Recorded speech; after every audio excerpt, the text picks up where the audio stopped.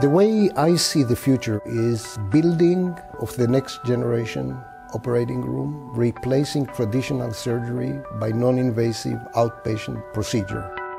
Insightec was established in January 1999. The company developed a breakthrough technology that in essence allows to treat human beings without cutting the body. We developed technology and systems that are capable to destroy targets deep inside the body, completely non-invasive.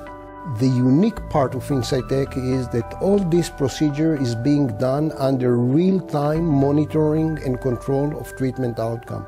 So the user is capable to change treatment parameters on the fly, not in retrospect, and achieve the desired outcome.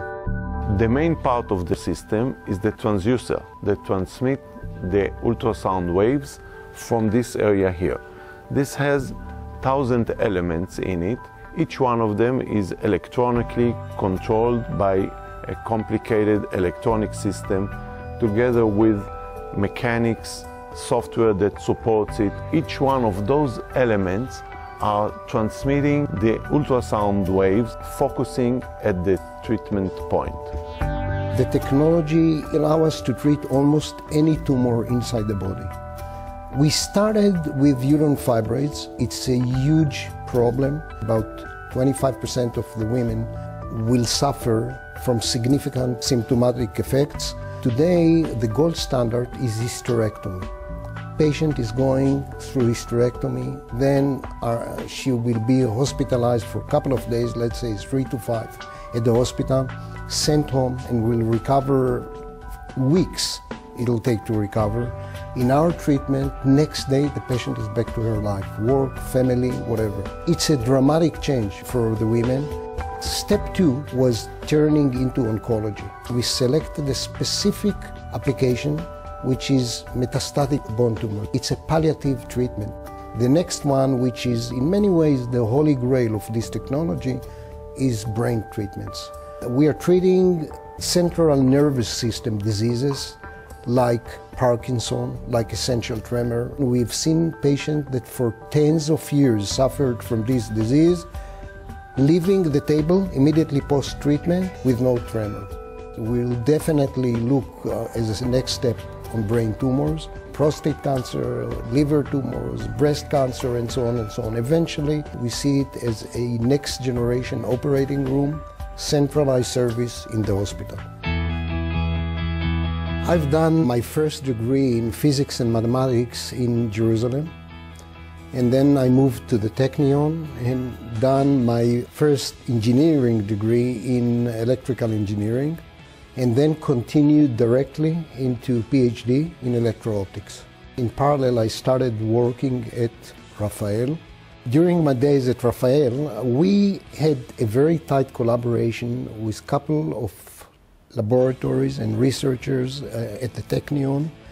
And as team, combined team, we worked on a couple of breakthrough programs that in essence, till now, are playing a major role in the defense of Israel.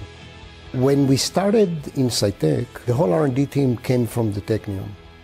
I would say I had a hard time to persuade the leaders to interview anyone from any other institute in Israel, to an extreme. It was a Technion-based company, so this is ongoing relations, and I would guess that we are at least 80% from our R&D team is coming from the Technion.